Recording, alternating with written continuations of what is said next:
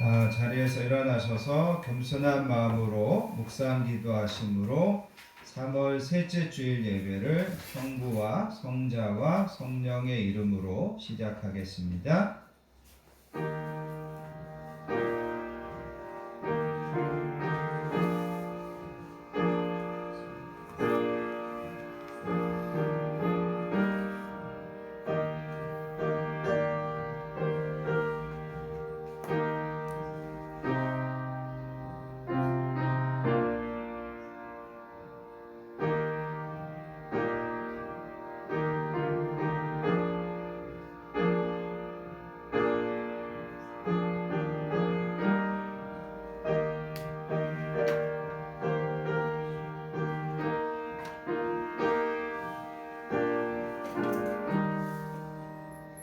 할렐루야. 그의 성소에서 하나님을 찬양하며 그의 권능의 궁창에서 그를 찬양할지어다.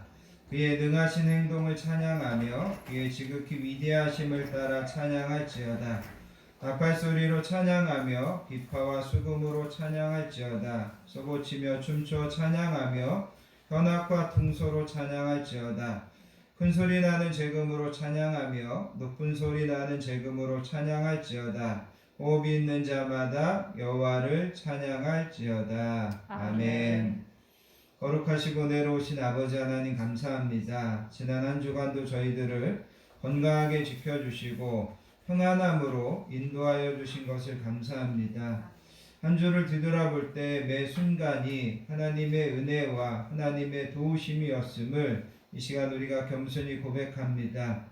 오늘도 하나님 앞에 나와 드리는 예배를 하나님 기쁘게 받아주시기 원합니다. 특별히 사순절을 보내며 다섯 번째 주일을 하나님 앞에 예배로 드리오니 하나님 이 예배 가운데 임재하여 주시고 오늘도 겸손히 머리 숙여 하나님 앞에 예배하는 저희들에게 하늘의 신령한 복과 땅의 기름진 복을 풍성하게 허락해 주시기 원합니다. 아멘. 오늘도 예배 중에 하나님의 음성이 들려지고 하나님의 뜻이 새롭게 깨달아지게 해주시기 원합니다. 지치고 상한 영혼들이 있다면 새 힘을 공급받는 예배 되게 해주시기 원합니다. 낙심한 영혼들이 있다면 닫혀진 문과 길을 하나님께서 열어주시는 것을 경험하는 예배 되게 해주시기 원합니다. 아멘. 성령 하나님께서 모든 예배를 주관하시고 이끌어 주실 것을 믿사오며 우리를 사랑하여 주시는 예수님의 이름으로 간절히 기도하옵나이다. 아멘. 자리에 앉으셔서 찬송가 35장 큰 영화로신 주 함께 찬양하도록 하겠습니다.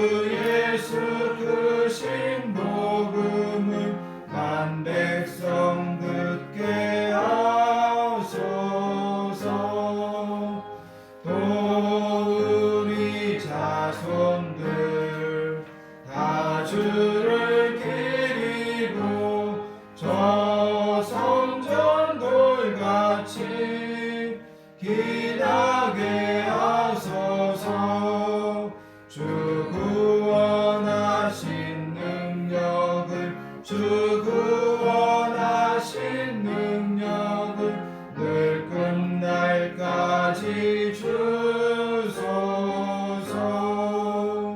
주 믿는 만민이 참 진리 지키며 예 성도들 같이 주 찬송하다가 저 천국 보좌 앞에서 저 천국 보좌 앞에서 늘 찬송하게 하소서.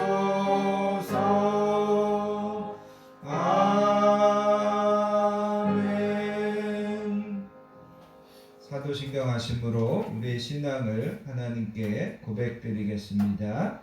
전능하사 천지를 만드신 하나님 아버지를 내가 믿사오며 그 외아들 우리 주 예수 그리스도를 믿사오니 이는 성령으로 잉태하사 동정녀 마리아에게 나시고 본디오 빌라도에게 고난을 받으사 십자가에 못 박혀 죽으시고 장사한 지 사흘 만에 죽은 자 가운데서 다시 살아나시며 하늘에 오르사 전능하신 하나님 우편에 앉아 계시다가 저리로서 산자와 죽은 자를 심판하러 오시리라.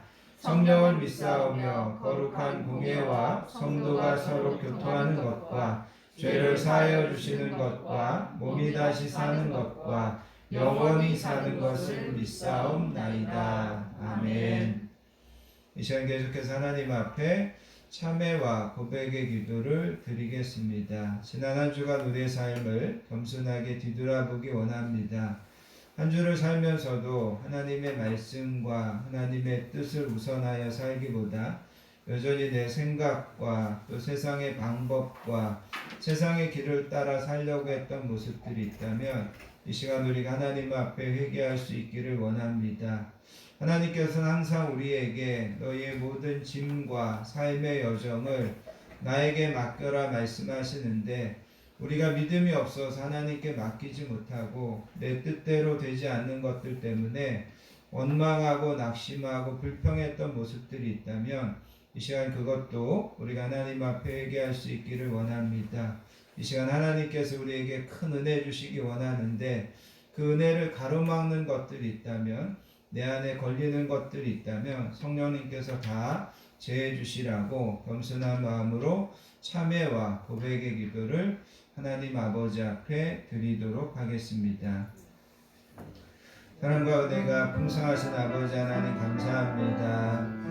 오늘도 저희들을 하나님의 전으로 불러주시고 겸손한 마음으로 하나님 앞에 예배하며 나아가게 하여 주시니 감사합니다. 특별히 이 시간 성령님을 통하여서 지난 한 주간 나 자신의 모든 삶을 새롭게 조명해 보기를 원합니다.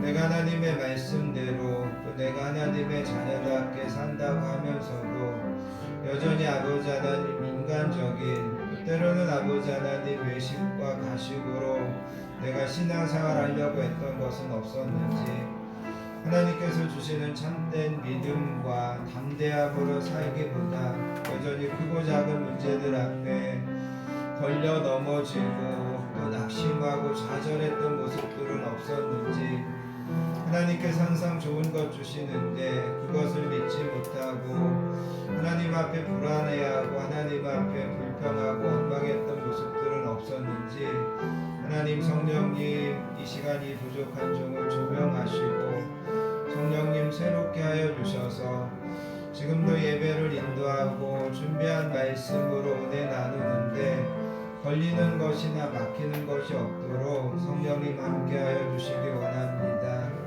모든 예배 가운데 이 부족한 종을 사용하여 주시기를 소원하오며 우리를 사랑하여 주시는 예수님의 이름으로 간절히 기도하옵나이다. 아멘. 사랑과 공연이 풍성하신 아버지 하나님 감사합니다. 오늘도 저희들을 예배의 자리로 불러주시고 시간 겸손한 마음으로 참회와 고백의 기도를 드리게 하여 주시니 감사합니다. 하나님께서는 우리의 연약함을 아시고 우리를 둘러싸고 있는 환경들이 얼마나 유혹이 많고 악한지도 아십니다. 이 시간 겸손한 마음과 진실한 입술의 고백으로 참회하오니 저희들을 긍휼히 여겨주시고 저희들을 용서하시고 새롭게 하여 주시기 원합니다. 하나님의 뜻을 따라 좁은 길로 가기보다는 여전히 세상에 넓고 쉬운 길로 가려고 했던 저희들을 하나님 용서해 주시기 원합니다. 내가 죄인이고 모든 문제의 근원이 나에게 있음에도 다른 사람들을 탓하고 환경을 탓하고 하나님을 원망했던 모습을 하나님 용서해 주시기 원합니다. 더 기도해야 될 때 게을렀고 더 겸손해야 될 때 자존심을 내세우려고 했던 모습을 하나님 용서해 주시기 원합니다. 더 믿음으로 살아야 될 때 연약했고 더 강하고 담대한 마음으로 하나님 앞에 맡기지 못하고 수단과 방법으로 살려고 했던 저희들을 하나님 용서해 주시기 원합니다. 사순절을 보내며 예수님을 묵상하고 예수님만 바라보기보다는 세상을 바라보고 문제만 바라보고 그 문제 앞에 좌절하고 힘들어했던 저희들의 어리석음을 하나님 용서해 주시기 원합니다. 이 시간 저희들 한 사람 한 사람을 긍휼히 여겨주시고 주님의 보혈로 깨끗하게 씻어주시는 시간 되게 해주시기 원합니다. 예수는 우리가 범죄한 것 때문에 내어줌이 되고 또한 우리를 의롭다 하시기 위하여 살아나셨느니라. 그러므로 이제 그리스도 예수 우리 주 안에 있는 자에게는 결코 정죄함이 없느니라. 아멘. 찬송가 526장 목마른 자들아 찬양하신 다음에 우리 홍미양 집사님 우리를 대표해서 기도 인도해 주시겠습니다. 찬송가 526장입니다.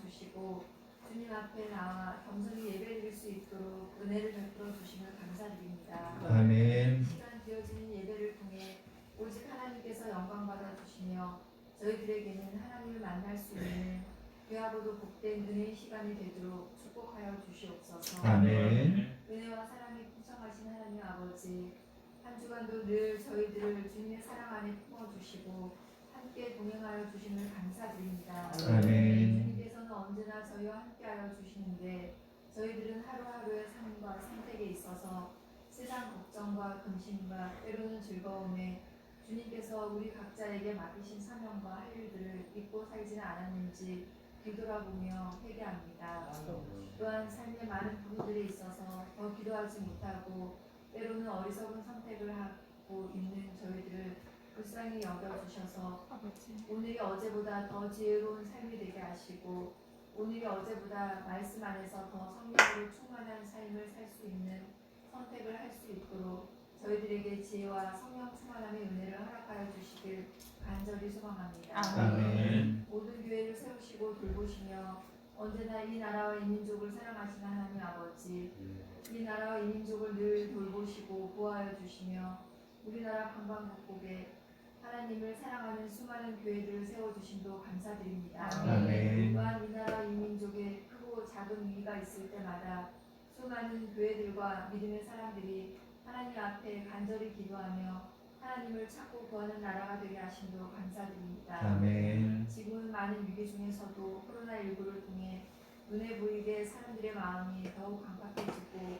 교회에 대한 불편한 시선과 불신으로 복음을 배척하며 마음의 문을 닫아버리고 있지만 이럴 때일수록 모든 교회가 하나가 되어 오직 하나님의 뜻을 구하며 하나님의 도우심과 일하심을 경험하여 코로나를 통한 위기가 오히려 복음을 전하는 기회가 되고 교회가 더욱 튼튼히 세워지는 계기가 되어 더욱 많은 영혼들을 주님께로 인도하는 축복의 도구가 되게 하여 주시옵소서. 아멘. 또한 이 복음의 중심에 우리 건강한 교회를 사용하여 주시고 아버지. 하나의 겨자씨와 같은 믿음을 이 교회에 주셔서 더욱 튼튼하게 자라 많은 사람들이 와서 쉼과 안식을 얻으며 함께 모여 하나님을 찬양하고 예배드리며 하나님께서 이 교회를 세우신 뜻과 목적에 따라 이 시대에 더욱 귀하고도 아름답게 쓰임받고 칭찬받는 교회로 성장하게 하여 주시옵소서. 아멘.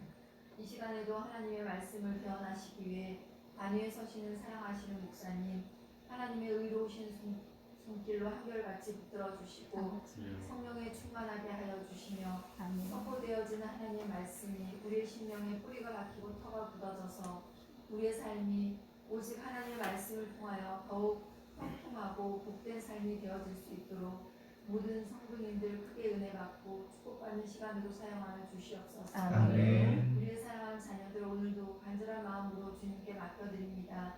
주님의 사랑으로 늘 눈동자와 같이 돌보아 주시고 더욱 믿음의 자녀들로 축복하여 주셔서 그들의 삶이 언제나 하나님을 영화롭게 하며 많은 사람들을 유익하게 하는 축복된 삶이 되게 하여 주시옵소서. 아멘. 여러 가지 사정으로 이 귀한 예배의 자리에 참석하지 못한 사랑하는 성도님들 위에도 같은 은혜로 함께하여 주시길 간절히 간구하며 이 모든 말씀 늘 우리를 사랑하여 주시며 눈동자와 같이 지키시고 돌보아 주시는 예수님의 이름으로 기도드렸습니다. 아멘.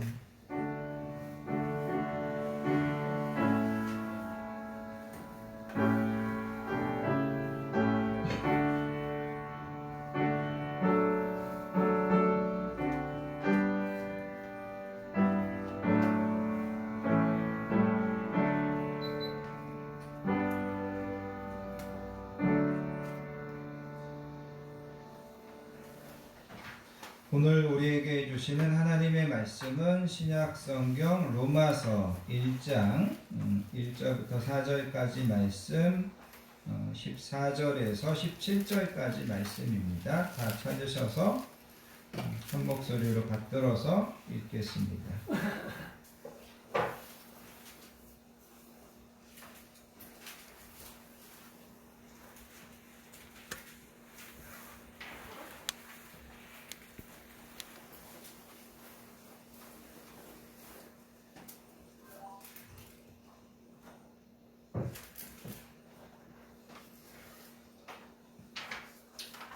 로마서 1장 1절부터 4절까지 말씀 다 찾으셨으면 주신 말씀을 천천히 한 목소리로 받들어서 읽습니다. 예수 그리스도의 종 바울은 사도로 부르심을 받아 하나님의 복음을 위하여 택정함을 입었으니 이 복음은 하나님이 선지자들을 통하여 그의 아들에 관하여 성경에 미리 약속하신 것이라. 그의 아들에 관하여 말하면 육신으로는 다윗의 혈통에서 나셨고 성결의 영으로는 죽은 자들 가운데서 부활하사 능력으로 하나님의 아들로 선포되셨으니 곧 우리 주 예수 그리스도시니라. 아멘. 16절로 내려가셔가지고요. 16절부터 17절까지 말씀도 한 목소리로 받들어서 읽습니다. 헬라인이나 야만인이나 지혜 있는 자나 어리석은 자에게 다 내가 빚진 자라. 그러므로 나는 할 수 있는 대로 로마에 있는 너희에게도 복음 전하기를 원하노라. 내가 복음을 부끄러워하지 아니하노니 이 복음은 모든 믿는 자에게 구원을 주시는 하나님의 능력이 됨이라. 먼저는 유대인에게요 그리고 헬라인에게로다. 복음에는 하나님의 의가 나타나서 믿음으로 믿음에 이르게 하나니 기록된 바 오직 의는 믿음으로 말미암아 살리라 함과 같으니라. 아멘. 16절에 보면 내가 복음을 부끄러워하지 아니하노니 이 복음은 모든 믿는 자에게 구원을 주시는 하나님의 능력이다. 이렇게 이야기합니다.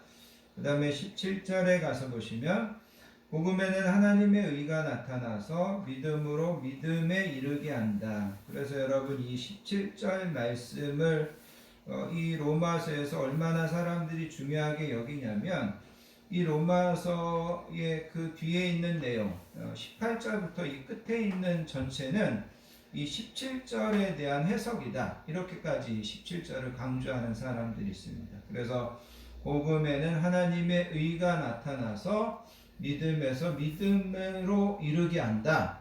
이게 이제 로마서에서 가장 중요한 말이고 이 로마서의 뒤에 이야기는 이거를 다 해석하고 이거를 다 설명하는 이야기다 라고 할 정도로 이 16절 17절 말씀이 되게 중요한 말씀이다. 이거를 여러분들 기억하시면서 오늘 말씀을 좀 함께 나누기 원합니다.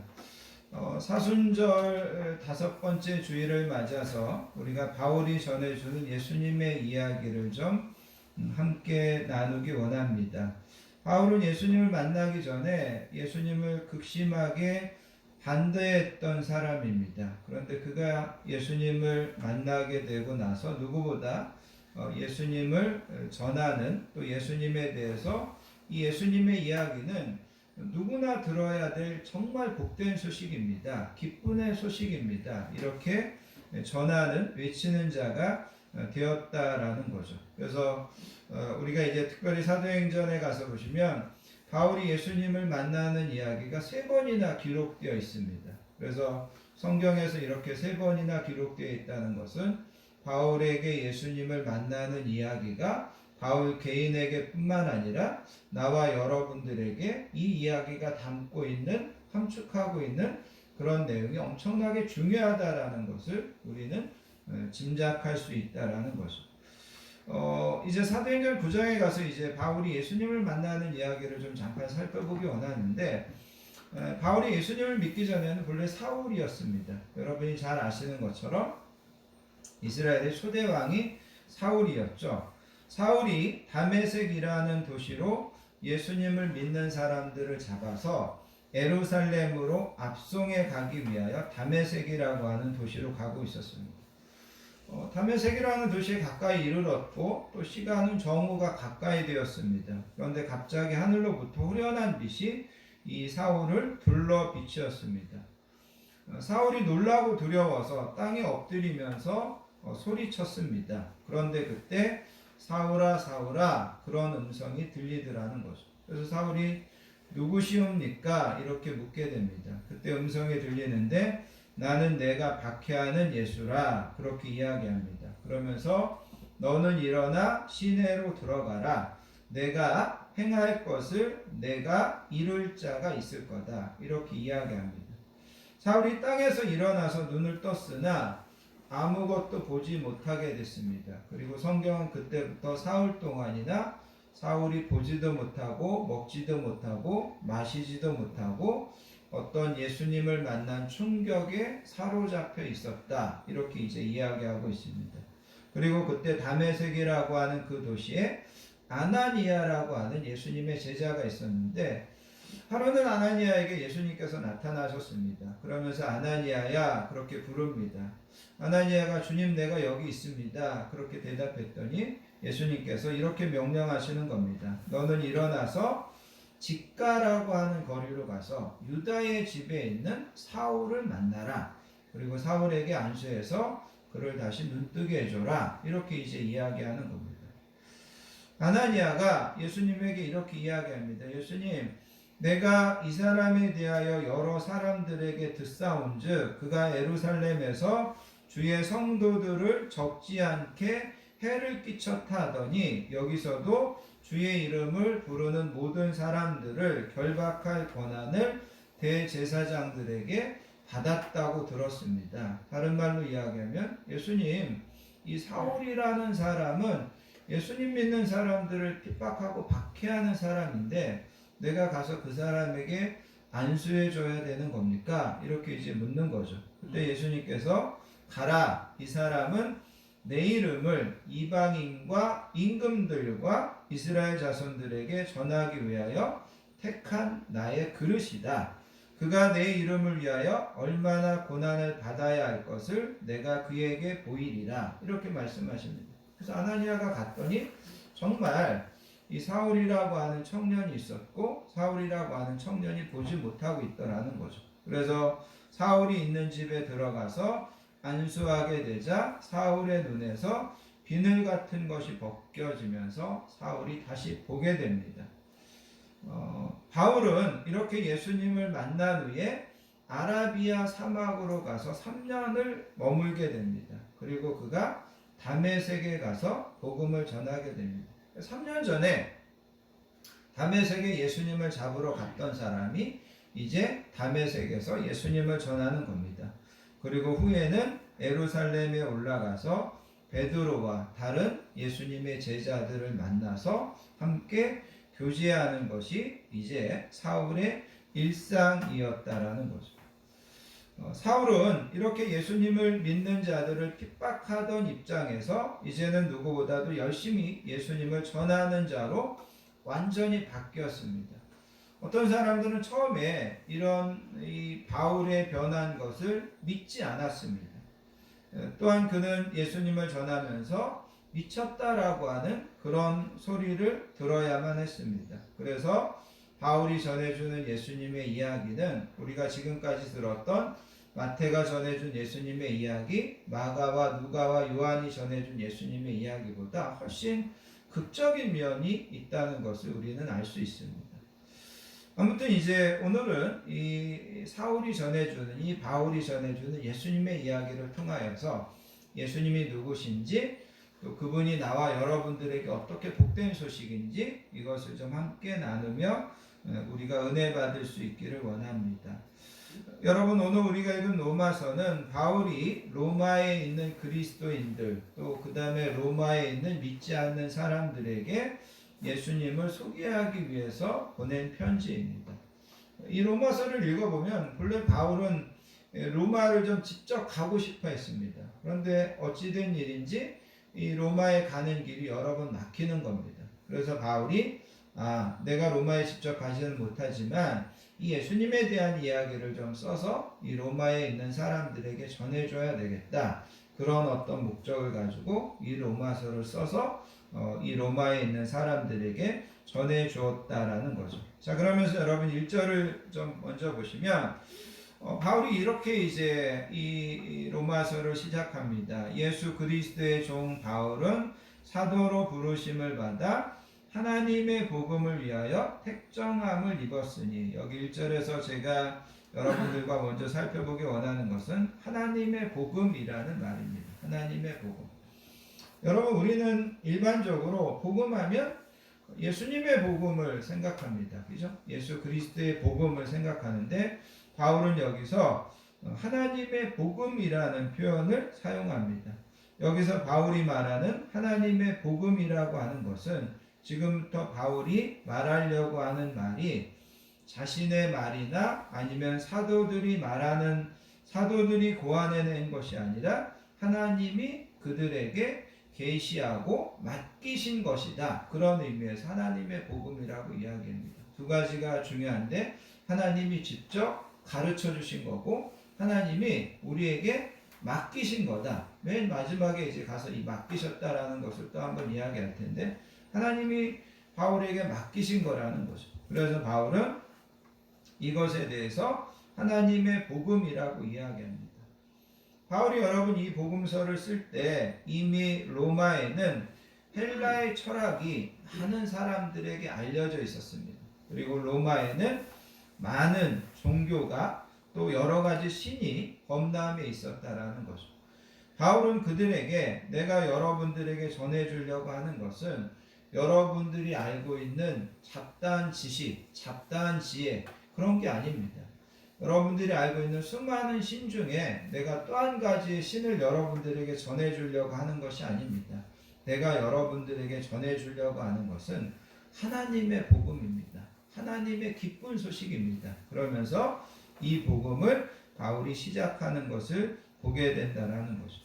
자, 그러면서 여러분 이제 2절을 보시기 바랍니다. 2절에 가서 보시면 이 복음은 하나님이 선지자들을 통하여 그의 아들에 관하여 성경에 미리 약속하신 것이라. 그래서 여기에 보면 하나님의 복음의 가장 중심적인 주제는 그의 아들에 관한 겁니다. 그런데 여기서 2절에서 또 한 가지 중요한 거면 뭐냐면 그 아들은 하나님이 선지자들을 통하여서 성경에 미리 약속하셨다라는 거죠. 이 아들에 관한. 그래서 여러분 잘 아시는 것처럼 우리가 구약 성경에 보면 많은 선지자들이 예수님에 대하여 예언을 합니다. 이사야서 7장 14절에 가서 보시면 그러므로 주께서 친히 징조를 너희에게 주실 것이라 보라 처녀가 잉태하여 아들을 낳을 것이요 그의 이름을 임마누엘이라 하리라. 처녀가 잉태하여 아들을 낳는다. 여러분이 아시는 것처럼 예수님께서 동정녀의 몸으로 이 땅에 태어날 것을 이사야 선지자는 예수님이 오시기 약 600년, 700년 전에 활동했던 사람인데 예수님이 오실 것을 이렇게 예언했습니다.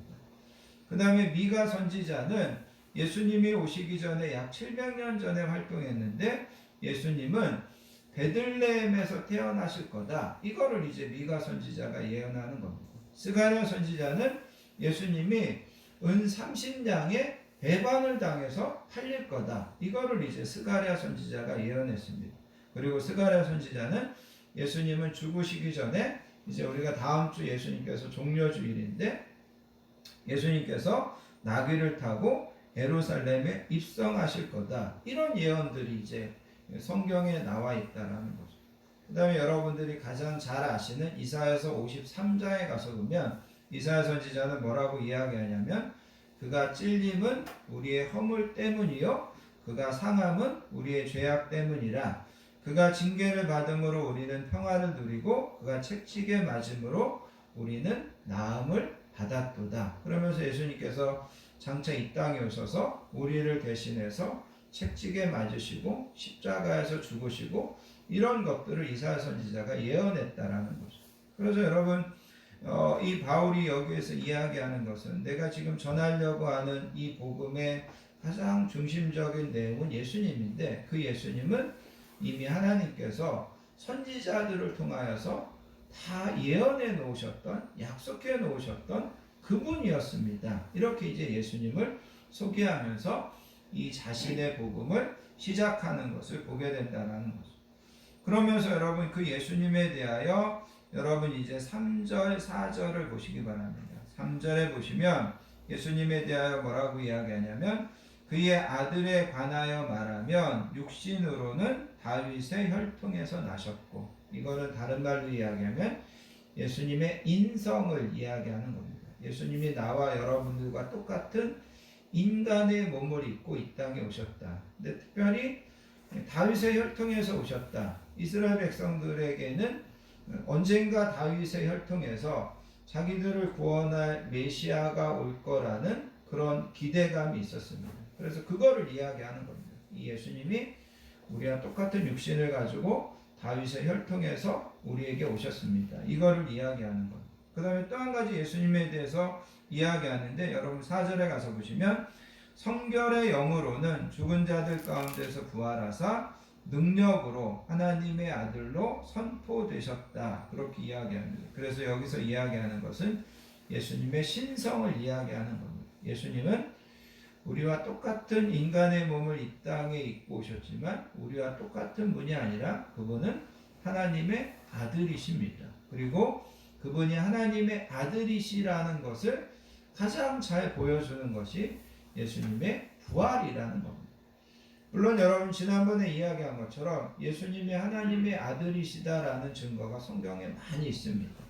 그런데 오늘 이 본문에서 바울은 예수님은 하나님의 아들이시다라는 것을 특별히 예수님이 죽은 자 가운데서 부활하셔서 하나님의 아들로 증명되었다. 하나님의 아들로 확증되었다. 이렇게 이제 이야기하고 있다는 것이죠. 그래서 여러분 바울이 예수님을 소개하면서 예수님에 대해서 세 가지를 이야기합니다. 이 예수님은 하나님이 예언자들을 통하여서 선지자들을 통하여서 미리 약속하신 분입니다. 그리고 예수님은 우리와 똑같은 육신을 입고 이 땅에 오신 분이고, 그런데 그 예수님은 우리와 똑같지만 그분은 사람이 아니고 하나님의 아들이십니다. 이렇게 이제 복음을 시작하고 있다라는 거죠. 자, 그러면서 이제 여러분 이제 16절, 17절로 가서 보기 원합니다. 17절 말씀을 좀 먼저 살펴보기 원하는데, 여러분 17절에 가서 보시면 복음에는 하나님의 의가 나타났다. 이렇게 이야기합니다. 복음에는 하나님의 의가 나타났다. 여기 하나님의 의라고 하는 것은 하나님으로부터 오는 의, 하나님으로부터 난 의, 하나님으로부터 온 의, 하나님으로부터 난 의를 이야기합니다. 그리고 여기 하나님의 의라고 하는 것은 우리가 하나님 앞에 서려고 할 때 하나님께서 우리에게 요구하시는 겁니다. 무슨 말이냐면 우리가 하나님 앞에 나아가려면 우리는 의로워야만 하나님 앞에 나아갈 수 있다는 것이죠. 우리가 의롭지 않고 하나님 앞에 나아가면 우리는 진노로 하나님 앞에서 죽임을 당하게 됩니다.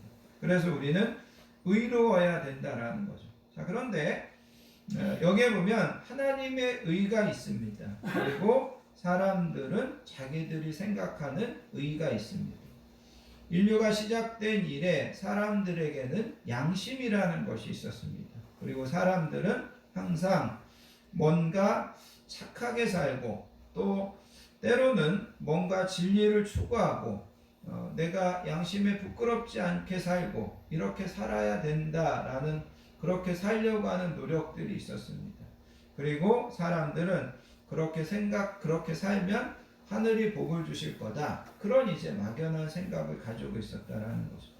그런데 사람들의 그런 막연한 생각을 조금 더 구체적으로 보여준 것이 뭐냐면 구약의 십계명이었습니다.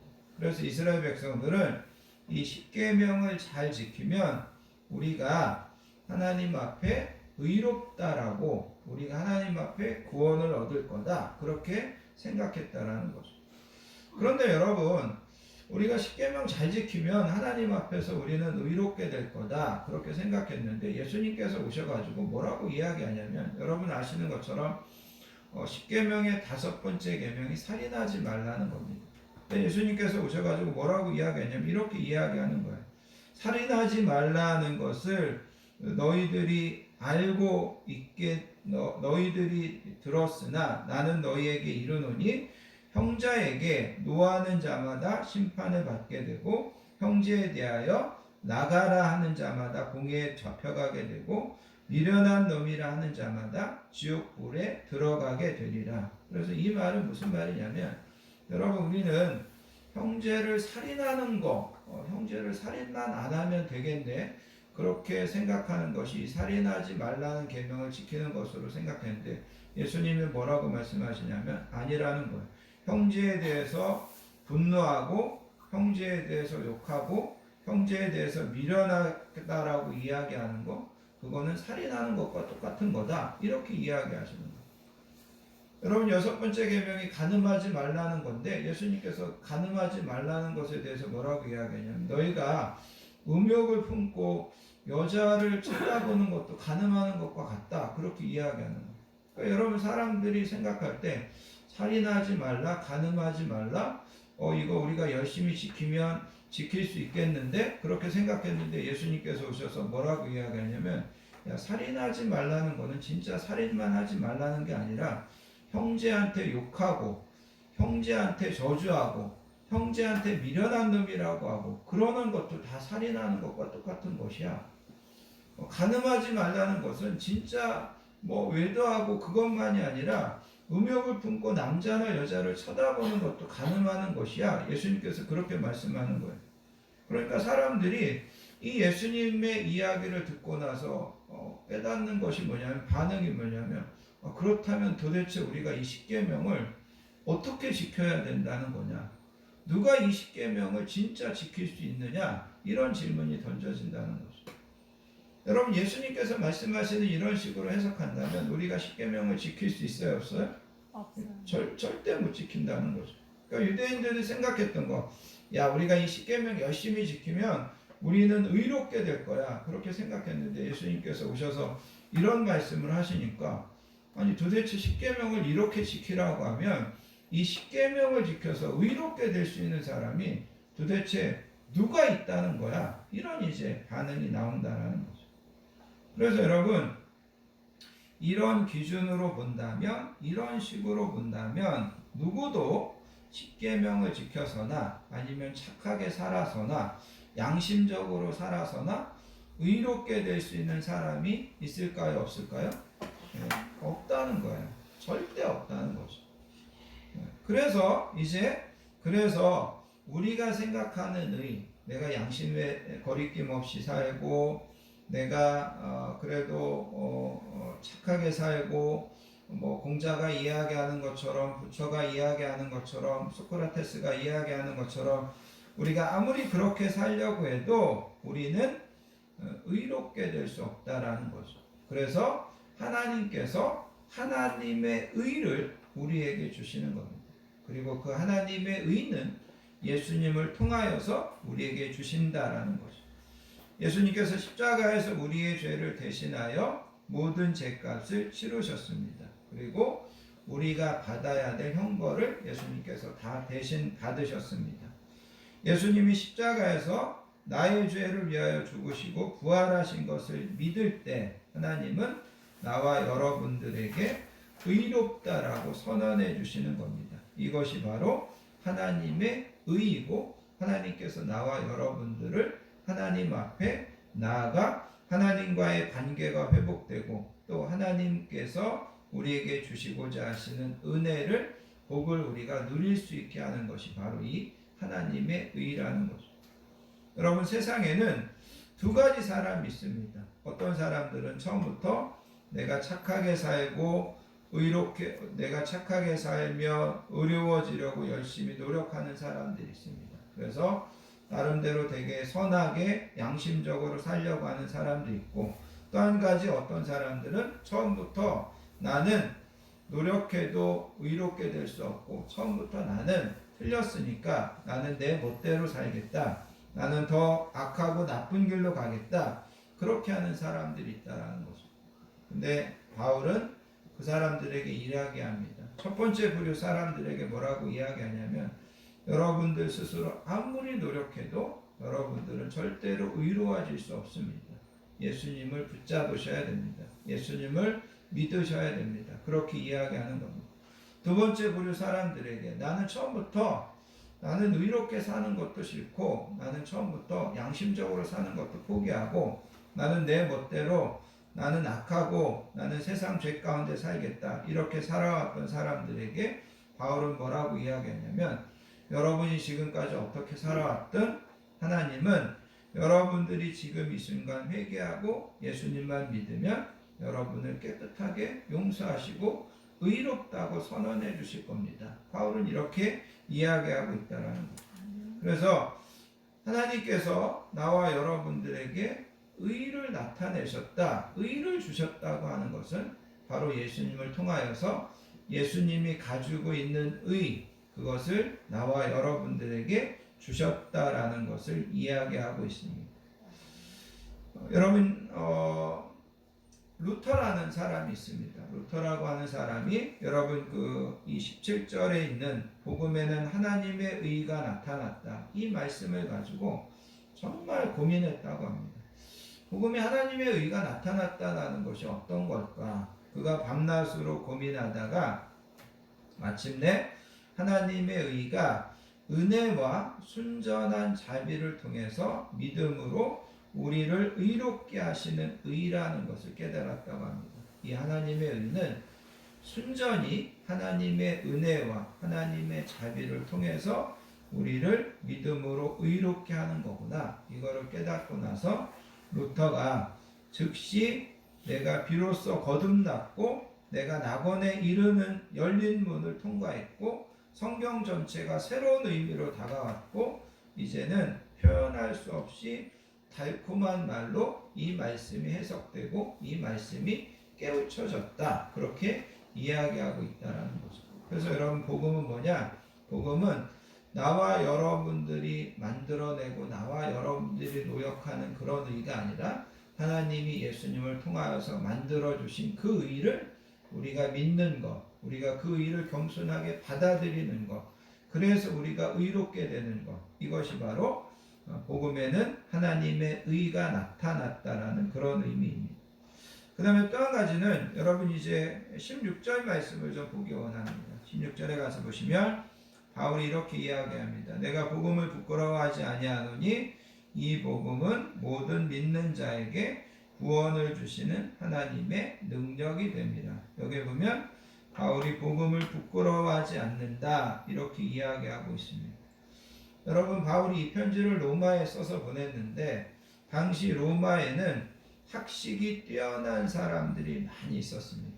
그리고 당시 로마에는 막강한 부나 막강한 권력을 가지고 있는 사람들이 많이 있었습니다.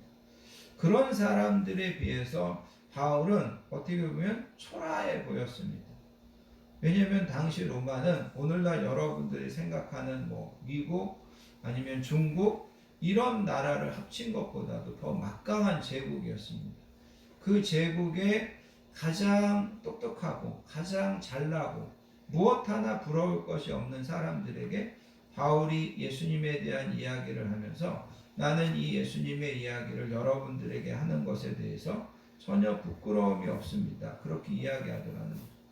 전혀 부끄러움이 없다는 말은 다른 말로 이야기하면 바울은 이 복음을 자랑스럽게 생각한다라는 거죠. 왜 이 복음을 자랑스럽게 생각하느냐? 여러분, 그 다음에 보면 뭐라고 이야기하냐면 복음에는 모든 믿는 자에게 구원을 주시는 하나님의 능력이다 라고 이야기하고 있습니다. 복음은 모든 믿는 자에게 구원을 주시는 하나님의 능력이다. 여러분, 우리가 예수님이 십자가에서 달리실 때를 이렇게 가만히 생각해 보면 예수님의 십자가는 무능력의 상징이었습니다. 예수님이 십자가에 달리셨을 때 사람들이 외쳤습니다. 너가 하나님의 아들이거든 십자가에서 좀 내려와 봐라. 그러면 우리가 하나님의 아들인 것을 믿겠다.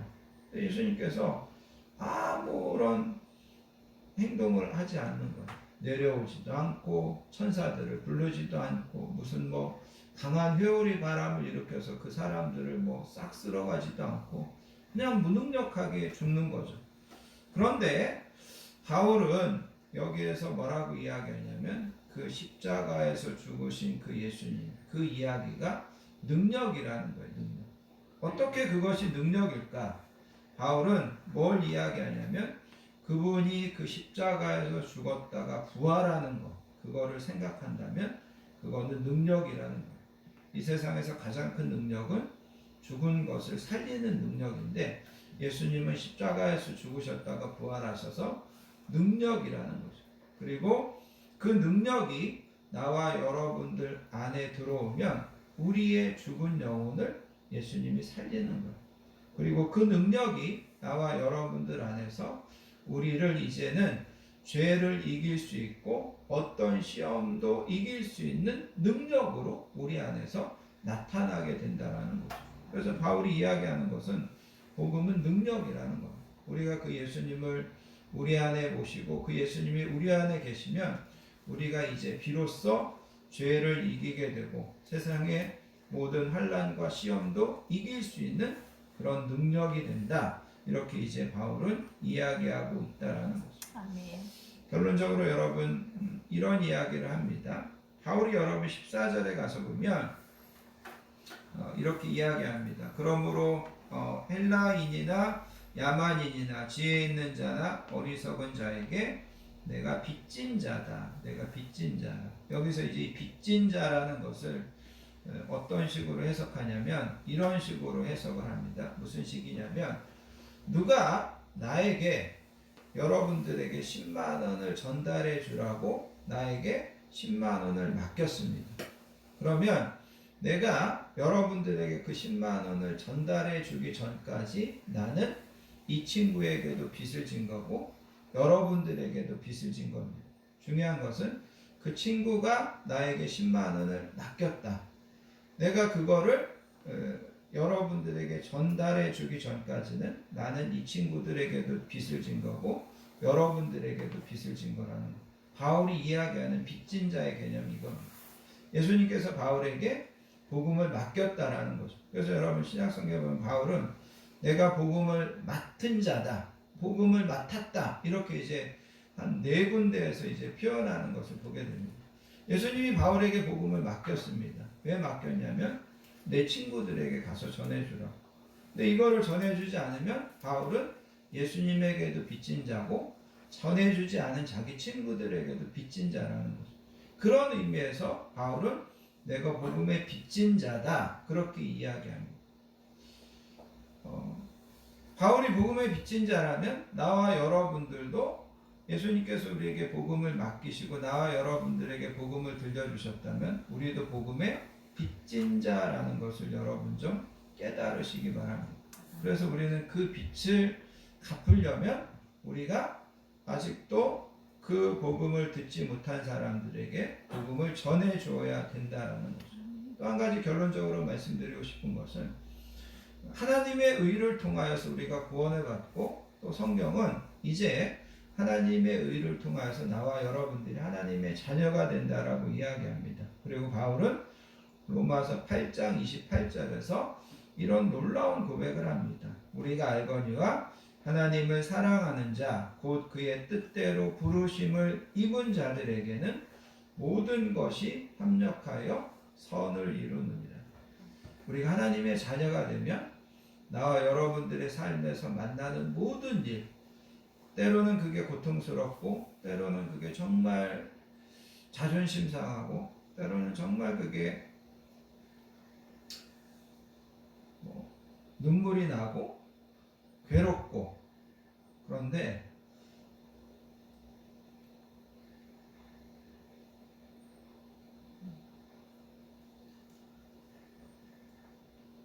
우리가 진짜 하나님의 자녀라면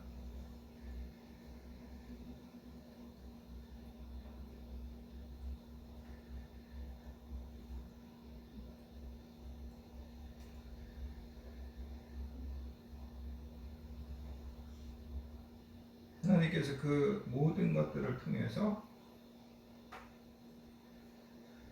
나와 여러분들에게 결국은 좋은 것, 유익한 것을 주십니다. 이게 바울이 이 로마서에서 전하는 예수님의 복된 소식입니다. 여러분 이걸 우리가 좀 분명히 확신합시다. 예수님을 통해서 내가 하나님의 자녀가 되면 내가 만나는 어떤 일도 하나님께서 결국은 합력하여 선을 이루어 주시고 좋은 것 주시고 유익한 것으로 주실 수 있고 주신다라는 그 믿음으로 우리 앞에 또 우리가 만나는 모든 일들을 믿음으로 이기시고 믿음으로 승리하시는 저와 우리 모든 성도님들 되시기를 예수님의 이름으로 축복합니다. 아멘. 기도하겠습니다.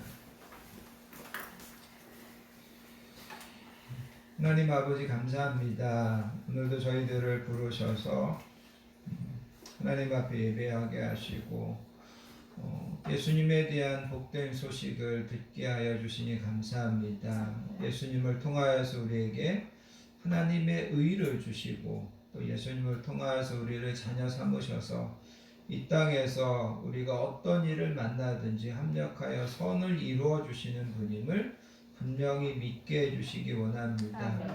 그 예수님이 우리 안에서 능력으로 역사하셔서 우리가 모든 죄의 유혹도 이기고 우리 앞에 있는 모든 시험도 이겨서 장차 하나님 앞에 나아가 잘했다 칭찬 듣는 우리 모든 성도님들 되도록 날마다 이끌어 주실 줄 믿습니다. 감사드리며 사랑 많으신 예수님의 이름으로 간절히 기도하옵나이다. 아멘. 찬송가 216장 성자의 귀한 몸 찬양하시면서 하나님 앞에 준비하신 예물 드리도록 하겠습니다.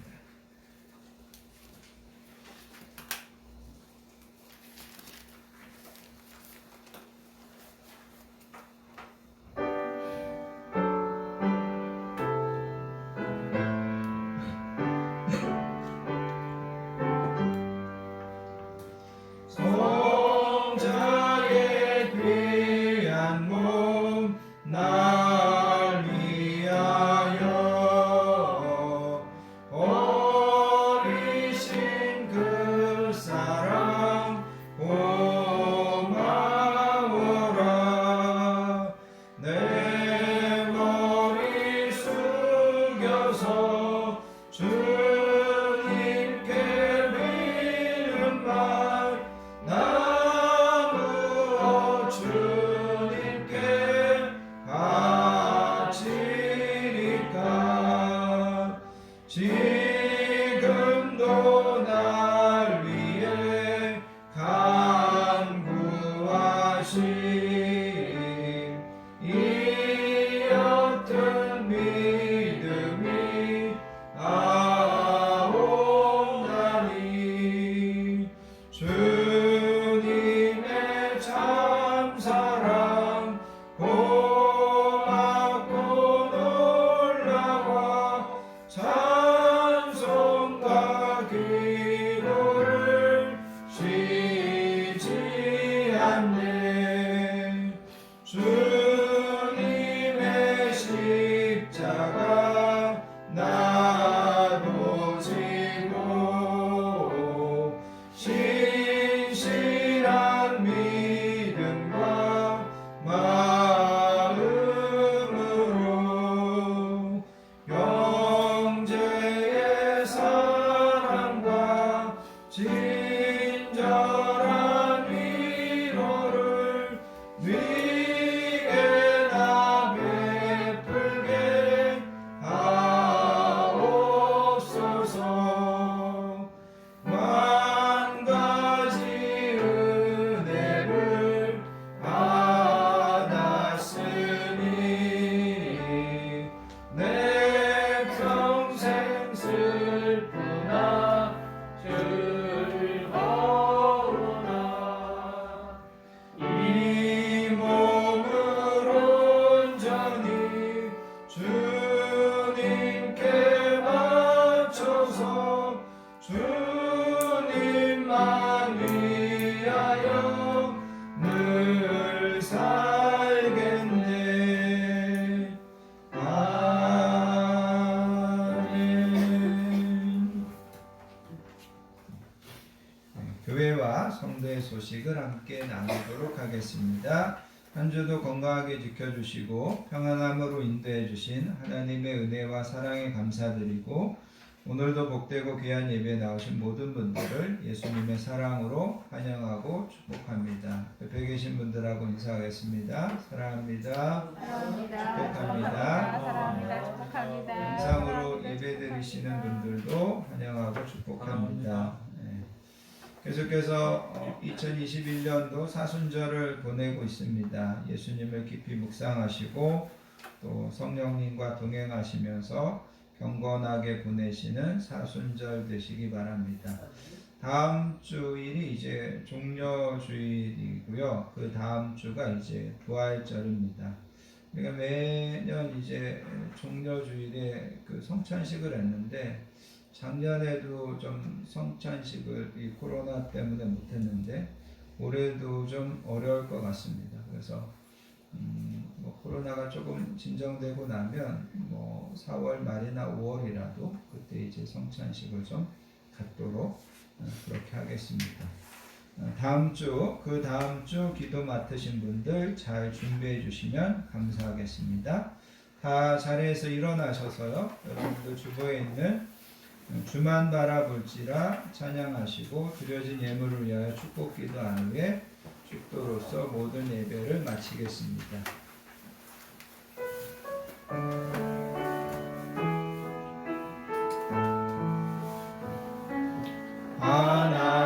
하나님의 사랑을 사모하는 자, 하나님의 평안을 바라보는 자, 너의 모든 것 창조하신 우리 주님이 너를 얼마나 사랑하시는지 하나님께 찬양과 경배하는 자, 하나님의 선하심을 닮아가는 자, 너의 모든 것 창조하신 우리 주님이 너를 자녀 삼으셨네. 하나님 사랑의 눈으로 너를 어느 때나 바라보시고 하나님 인자한 귀로서 언제나 너에게 기울이시니 어둠에 밝은 빛을 비춰주시고 너의 작은 신음에 너 응답하시니 너는 어느 곳에 있든지 주를 향하고 주만 바라볼지라 주만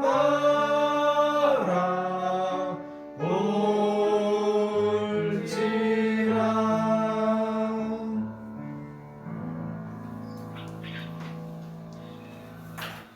하나님 아버지 감사합니다. 오늘도 하나님 앞에 나와 우리의 시간과 마음을 구별하여 예배로 드리고 하나님의 말씀을 통하여서 우리가 하나님의 의를 받고 하나님께서 주시는 그 능력으로 날마다 승리하는 삶을 살기로 새롭게 결단하게 하여 주시니 감사합니다.